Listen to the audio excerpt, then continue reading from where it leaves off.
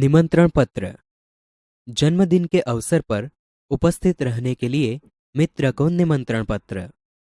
90 बूधनगर society, Limbayat, सूरत 394210। 8 अगस्त 2011। प्रिय मित्र स्नेहल, सप्रेम स्मरण। तुम्हें यह जानकर खुशी होगी कि अगले रविवार को मेरा जन्मदिन है। इस बार तो छुट्टी के दिन ही मेरा जन्मदिन है, इसलिए मैं अपने सभी मित्रों को बुलाना चाहता हूँ और उन सबको आज निमंत्रण भेज रहा हूँ। तुम जानते ही हो कि सालगिरह का दिन कितने आनंद का दिन होता है। उस दिन हमारे कई रिश्तेदार भी यहाँ आएंगे। बिपिन, साजिद, प्रशांत, सानिया आदि सब अवश्य आएंगे। मैं चाहता हूँ कि तुम भी उस दिन यहाँ जरूर आओ। यदि तुम नहीं आओगे तो हम सबको बुरा लगेगा। हम तो उस दिन सारा समय आनंद में बिताना चाहते हैं। दिन भर भोजन, जलसा, खेल आदि होगा और रात को सिनेमा देखने भी जाएंगे। मुझे आशा है कि इस अवसर पर तुम भी जरूर आओगे और मेरे उत्साह और आनंद को बढ़ाओगे। तुम्हारे माता पिता को सादर चरण स्पर्श। छोटे भाई कमल और बहन संगीता को प्यार। तुम्हारे आगमन की प्रतीक्षा करूंगा। तुम्हारा मित्र साहिल शाह। बधाई पत्र। सालगिरह यानी कि जन्मदिन पर बधाई पत्र। शांति सदन, रावपुरा, बड़ौदा, 10 अगस्त 2011। प्रिय मित्र साहिल, सप्रेम स्मरण। कल ही तुम्हारा पत्र मिला तो हम सब बहुत खुश हुए। हमें तुम्हारी सालगिरह का निमंत्रण भी मिला और यह जानकर विशेष प्रसन्नता हुई कि कल ही तुम्हारी सालगिरह है। इधर माँ कुछ दिनों से बीमार रहती है और पिताजी को तो सुबह 10 बजे ही दफ्तर जाना पड़ता है। दर्शना को भी सुबह स्कूल जाना पड़ता है और वह तो है भी छोटी। इसी कारण घर का बोझ मुझ पर ही है। अब तुम ही कहो, यह सारा बोझ किसको सौंपकर तुमसे आ मिलूं? मेरे दिल में तो बहुत होता है कि इस शुभ अवसर पर उड़कर तुम्हारे पास आ जाऊं, परंतु घर की स्थिति का विचार करके विवश हो जाता हूं और मन करते हुए भी नहीं आ सकता। तुम तो अब 1 साल बड़े हो गए हो। इस अवसर पर मैं तुम्हें बधाई क्यों न दूं? मैं तो चाहता हूं कि बार बार तुम्हारी सालगिरह आया करे और हमें खुशियां मनाने का मौका मिले। इस मंगल अवसर पर उपस्थित न रह सकते हुए भी मेरे दिल में तुम्हारे लिए शुभकामना है। मैं चाहता हूं कि ईश्वर तुम्हें चिरंजीव रखे और तुम्हारा नया वर्ष शुभदायी हो। तुम्हारा मित्र स्नेहल। आश्वासन पत्र। खेल महाकुंभ में असफल यानी कि अच्छा प्रदर्शन नहीं करने पर सखी को आश्वासन पत्र। मातृछाया, स्टेशन रोड, कालूपुर, अहमदाबाद, 17 नवंबर 2011। प्रिय सखी जागृति, सप्रेम स्मृति। आज तुम्हारे पिताजी से फोन द्वारा पता चला कि तुम खेल महाकुंभ में चक्र फेंक प्रतियोगिता में असफल रही हो। इस समाचार से मुझे बहुत दुख हुआ कि तुम्हारा इस प्रतियोगिता में प्रदर्शन अच्छा नहीं रहा। हमने तुमसे बहुत आशा लगा रखी थी कि तुम जिले में प्रथम आओगी। प्रिय सखी, खेल में हमेशा जीतना ही महत्वपूर्ण नहीं होता। अब जो कुछ होने वाला था हो गया है, इसीलिए उसका शोक न करना चाहिए और इस असफलता से निराश भी न होना चाहिए। असफलता भी सफलता का सोपान है। सफलता उन्हीं के चरण चूमती है जो अपने ध्येय प्राप्ति के मार्ग में डटे रहते हैं। अब निराश या हतोत्साह होने से कोई फायदा नहीं है। मैं चाहती हूँ कि अब तुम दुगने उत्साह से अभ्यास करो तो अगले साल तुम्हें अवश्य सफलता मिलेगी और तुम अपने जिले में ही नहीं गुजरात में प्रथम आओगी। मुझे आशा है कि तुम मेरी बात मानोगी और अपने अभ्यास में मनोयोग से लग जाओगी। तुम्हारी सखी अवनी। अनुमति पत्र। प्रवास में जाने की अनुमति के लिए पिता को पत्र।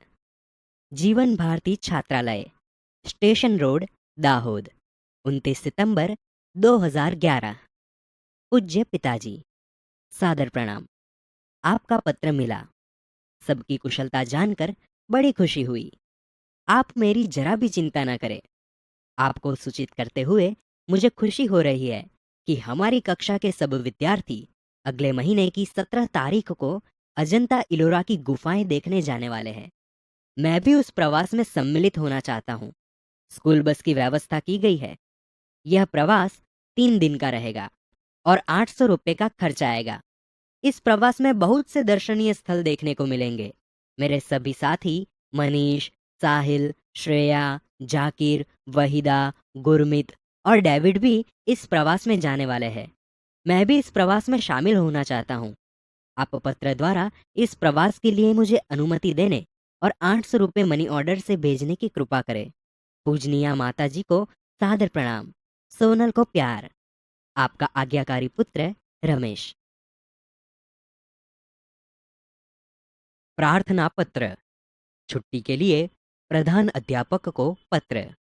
देसाई फलिया, भावनगर, 23 फरवरी 2011। सेवा में श्री आचार्य महोदय, डीए, सार्वजनिक विद्यालय, भावनगर। आदरणीय गुरुदेव, सविनय निवेदन है कि मेरी बहन की शादी आगामी 27 तारीख को निश्चित की गई है। मैं उसका एक लौता भाई हूँ। हम लोगों के यहाँ शादी की कितनी धूम रहती है, इससे तो आप अनजान नहीं हैं। फलतः मैं तारीख 24 से 28, 5 दिन तक विद्यालय में उपस्थित नहीं हो सकूंगा। पिताजी का पत्र इस प्रार्थना पत्र के साथ भेज रहा हूँ। आशा है आप मुझे यह अवकाश प्रदान करने की कृपा करेंगे। इसके लिए मैं सदैव आपका कृतज्ञ रहूंगा। आपका आज्ञाकारी छात्र मनोज पटेल। क्रमांक 25, वर्ग 8A। कार्यालयी पत्र। स्वास्थ्य अधिकारी को गंदगी के बारे में शिकायती पत्र। तारीख 20 मई 2011। सेवा में स्वास्थ्य अधिकारी महोदय, महानगर पालिका, बड़ौदा। मान्यवर, सविनय निवेदन है कि मैं गायत्री मोहल्ले में रहता हूं। यह मोहल्ला पिछले कई दिनों से ठीक से साफ नहीं हो रहा है। आजकल शादी का मौसम है। रास्ते पर गंदगी फैली है। पास के कूड़ेदान यानी कि डस्टबिन में सब जूठन डाल जाते हैं। बदबू के कारण पिछले 2 दिन से तो यह हाल हो गया है कि वहां से आना जाना भी मुश्किल हो गया है। आने जाने वाले सभी लोग परेशान हो रहे हैं। यदि गंदगी को शीघ्र न हटाया गया तो मोहल्ले भर में बीमारी फैल जाने का डर है। आशा है कि आप शीघ्र ही उसे हटवाने की व्यवस्था करेंगे। आपका विनम्र सेवक सुरेश भाई म परमार, गायत्री मोहल्ला, बड़ौदा। व्यवसायिक पत्र। पुस्तकें भेजने के लिए पुस्तक विक्रेता को पत्र। तारीख 10 जुलाई 2011। सेवा में व्यवस्थापक श्री गजानन पुस्तकालय, सुभाष रोड, वलसाड। महोदय, मुझे निम्नलिखित पुस्तकों की आवश्यकता है। उन्हें आप डाक से भेजने की कृपा करें। 1. नन्हा कोश, श्री रतिलाल नायक। 2. नालंदा विशाल शब्द सागर, श्री नवल जी। 3. बृहद हिंदी शब्दकोश, डॉक्टर श्याम बहादुर वर्मा और डॉक्टर धर्मेंद्र शर्मा। 4. साहित्यिक मुहावरा लोकोक्ति कोश, हरिवंश राय शर्मा। कृपया उपर्युक्त पुस्तकें उचित कमीशन काटकर शीघ्र ही VPP यानी कि वैल्यू पेएबल पोस्ट से भेजें। भवदीय प्रीति शाह, शांति भवन, MG रोड, राजकोट, 360001। डायरी शब्द अंग्रेजी भाषा का है।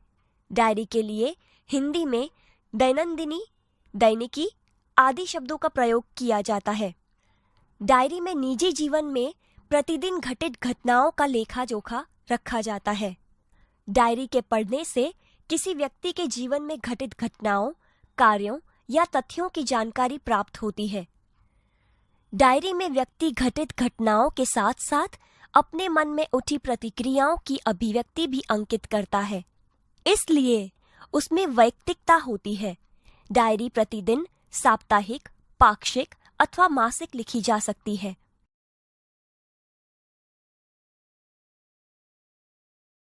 डायरी लेखन की विशेषताएं। डायरी लेखन में निम्नलिखित गुण होने आवश्यक हैं। क, डायरी लेखन में क्रमबद्धता हो। ख, इसमें लिखा गया विवरण संक्षिप्त, सारगर्भित तथा वास्तविक हो। ग, डायरी लेखन में स्थान, तिथि, घटना या तथ्य का स्पष्ट रूप से उल्लेख होना आवश्यक है।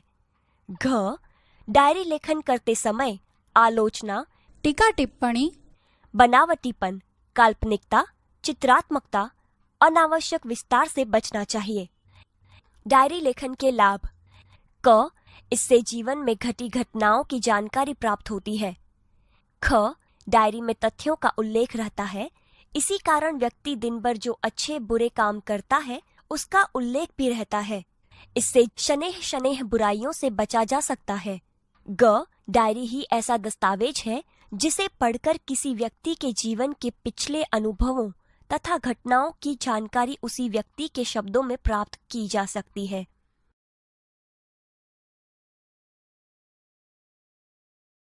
एक, अपने नए विद्यालय के पहले दिन की घटनाओं को अपनी डायरी में लिखिए। 7 अगस्त 2010, जामनगर।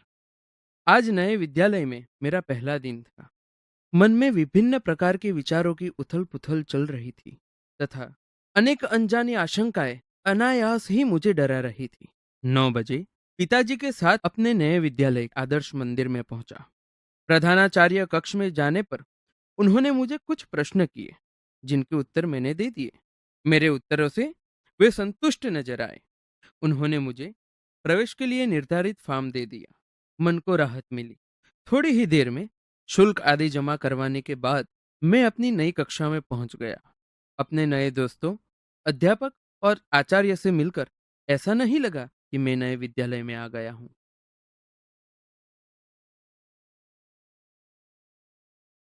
2, वार्षिक परीक्षा के एक दिन पूर्व के अनुभव को अपनी डायरी में लिखिए। 5 अप्रैल 2012, राजकोट। कल वार्षिक परीक्षा का पहला दिन है। रात्रि के 1 बज गए हैं, परंतु नींद नहीं आ रही। कल विज्ञान और टेक्नोलॉजी विषय की परीक्षा है। यद्यपि सब कुछ दोहरा लिया है, तथापि मन में अजीब सा भय है। अचानक पिताजी मेरे कमरे में आए। मुझे जगा हुआ देखकर ढाढ़स बंधाया और बिस्तर पर लेट जाने को कहा। बत्ती बंद कर दी। बिस्तर पर पड़े पड़े भी नींद नहीं आ रही। पिताजी के चले जाने पर टेबल लैंप जलाया और पुस्तक के पन्ने पुनः पलटने लगा। थोड़ी ही देर में थककर बिस्तर पर पुनः लेट गया और न जाने नींद कब आ गई। बाल दोस्तों, आपने पत्र के प्रकार के बारे में जाना। पत्र लिखते समय कुछ बातें महत्वपूर्ण हैं जिनका हमें ख्याल रखना चाहिए। आइए ऐसी ही कुछ महत्वपूर्ण बातें जानें और समझें। इतना ध्यान रखिए, पत्र में बोलचाल की सरल भाषा का प्रयोग करना चाहिए। पत्र में आवश्यक बातें ही लिखनी चाहिए। पत्र अधिक लंबा नहीं होना चाहिए। मित्र या सखी के लिए तुम और बड़ों के लिए आप सर्वनाम का प्रयोग करना चाहिए। पत्र में सबसे ऊपर बाईं और अपना पूरा पता और दिनांक लिखनी चाहिए। उसके नीचे जिसे पत्र लिखना हो उसको शिष्ट भाषा में संबोधन करना चाहिए। इसके बाद अभिवादन करना चाहिए। इसके बाद पत्र के क्लेवर में मुख्य विषय को अभिव्यक्त करना चाहिए। पत्र समाप्त होने पर बाईं और पत्र लिखने वाले का संबंध और नाम लिखना चाहिए। मित्रों, पत्र लिखते समय पत्र के प्रकार के अनुरूप संबंधन, अभिवादन और पत्र के अंत में किस प्रकार से लिखना चाहिए इसकी जानकारी एवं समझ भी आवश्यक है, तो चलिए वह भी समझें। पत्र का प्रकार। संबंध, अभिवादन संबंधी शब्द, पत्र की समाप्ति पर लिखी जाने वाली शब्दावली। व्यक्तिगत पत्र। पुत्र पिता को, पूज्य पूजनीय पिताजी। आपका आज्ञाकारी पुत्र। पिता पुत्र को, प्रिय आयुष्मान अथवा नाम। तुम्हारा शुभचिंतक, शुभेच्छु। पुत्र माता को, पूज्य पूजनीय माताजी। आपका आज्ञाकारी पुत्र। माता पुत्र को, प्रिय आयुष्मान यानी कि नाम। तुम्हारी माता, तुम्हारी शुभचिंतक।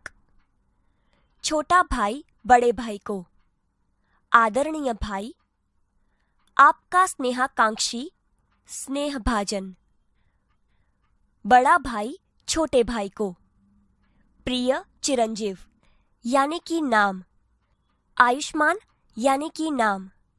तुम्हारा शुभचिंतक, शुभेच्छु। बड़ा भाई छोटी बहन को, प्रिय यानी कि नाम। आयुष्मती यानी कि नाम। तुम्हारा शुभचिंतक, शुभेच्छु। मित्र मित्र को, प्रिय यानी कि नाम। अभिन्न हृदय, तुम्हारा मित्र, तुम्हारी सखी, तुम्हारा शुभचिंतक। शिष्य गुरु को, पूजनीय श्रद्धेय गुरुजी। आपका आज्ञाकारी शिष्य, आपका स्नेहभाजन। गुरु शिष्य को, चिरंजीव यानी कि नाम। तुम्हारा शुभाकांक्षी, शुभचिंतक। व्यावसायिक पत्र। पुस्तक विक्रेता को, महोदय भवदीय। बैंक मैनेजर को, महोदय भवदीय। व्यापारी या दुकानदार को, श्रीमान प्रबंधक भवदीय। कार्यालयी पत्र। किसी विभाग के अधिकारी को, मान्यवर मान्यवर महोदय। भवदीय। निवेदक, प्रार्थी, विनीत। समाचार पत्र के संपादक को, श्रीमान संपादक महोदय। भवदीय। निवेदक। प्रार्थना पत्र। प्रधानाचार्य को, श्रीमान प्रधानाचार्य महोदय। विनीत, प्रार्थी, कृपाकांक्षी। आपका आज्ञाकारी शिष्य, आपकी आज्ञाकारिणी शिष्या। किसी अधिकारी को, मान्यवर महोदय। निवेदक, प्रार्थी, विनीत, निवेदिका।